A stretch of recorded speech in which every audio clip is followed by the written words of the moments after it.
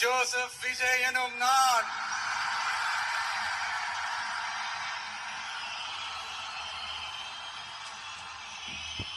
அத உண்மையாக்கி இருக்கிறீங்க.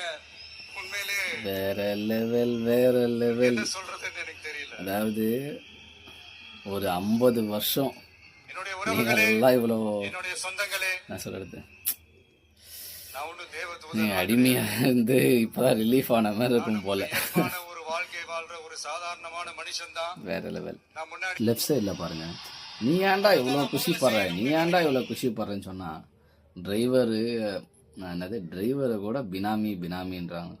டி நீங்கள் பொலிட்டிஷியன்ஸ் பினாமி வச்சுக்குவாங்க சாமி. இந்த ஆக்டர் பினாமி வச்சுக்க வேண்டிய அவசியம் இருக்காது. ஏன்னா அவங்க அப்பா இருப்பாங்க, அவங்க அம்மா இருப்பாங்க. ஏன்னா அவங்களுக்கு சேலரின்ட்டு ஒன்று அனௌன்ஸ் பண்ணிடுவாங்க தெரியுமா, அப்போவே அவங்களுக்கு டேக்ஸ் ஃபிக்ஸ் ஆகிடும். என்னங்கடா அடி என்னென்னமோ பேசுகிறீங்க. சரி, அப்போ ஏன்டா அவர் நம்பர் 1 இடத்துக்கோ நம்பர் 2 இடத்துக்கோ டேக்ஸ் ஸ்பீடாக போகிறாரு.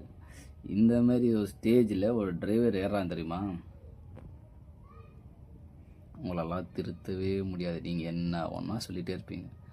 அதாவது இப்போ இருக்கிற பசங்கோ பொண்ணுங்கோ எல்லாம் புத்திசாலியாக ஆரம்பிச்சிட்டாங்க. ஆட்டம் க்ளோஸ் தம்பி.